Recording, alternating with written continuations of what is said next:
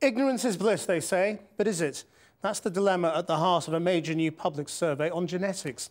Rapid advances in the ability to map our entire genetic codes mean scientists can now say whether or not we carry the genes for hundreds of different diseases.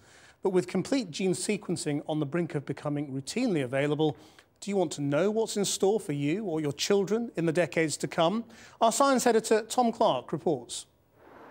We're all going to die of something.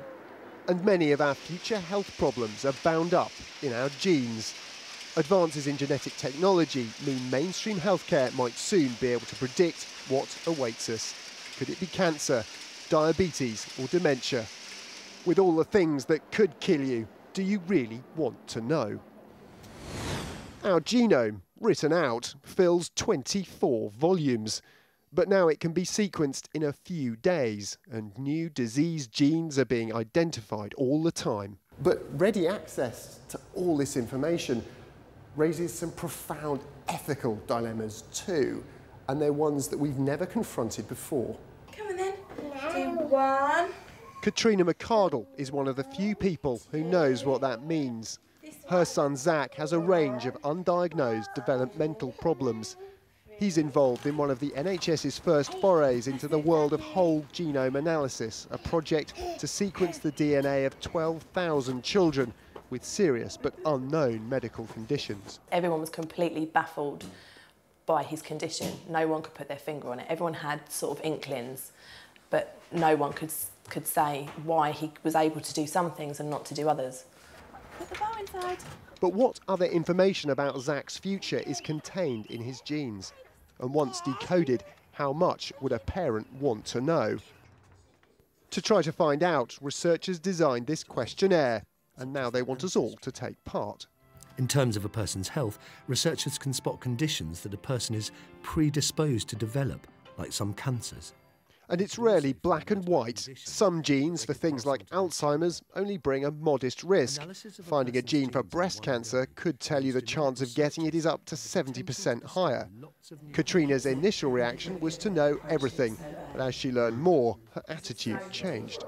When I first completed the study and wanted to know everything, I just went into it with blinkers on. And it's not until I got sort of halfway, three-quarters of the way through that I realised just how much this could unleash. I think, I'm not sure whether we are ready yet, to be honest. I think it's going to change the face of the NHS completely, and I'm not sure whether that's a positive thing or not. It turns out that same question was occurring to the scientists behind the ethics study. They're from the Wellcome Trust Sanger Institute, which is analysing the children's genetic sequences. Whole genome technologies are going to be implemented in the NHS very, very soon. And so many of these issues about what is in your genome and what would I want to know and what could my genome offer me are going to be relevant to all of us very soon if we engage with the NHS. Initial findings from families like Katrina's reveal most people only want to know about genes for serious illnesses that can be treated, though this changes as people get older. They found researchers are more in favour of sharing disease information, but the medical profession, who might have to explain it to patients, are more cautious. This is complicated stuff. If we could tell you that with certain set of genes you weren't going to get lung cancer if you smoked, or very unlikely to, would those people then go and smoke? After all, it's addictive.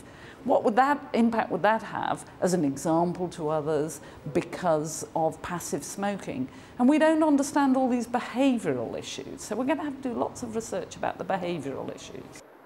There could be other consequences too. Insurance or mortgages out of reach for a new genetic underclass. A health service burdened with demands for tests in the absence of any cure. But handled right, genetic information could tailor treatment to the individual, saving lives and NHS money.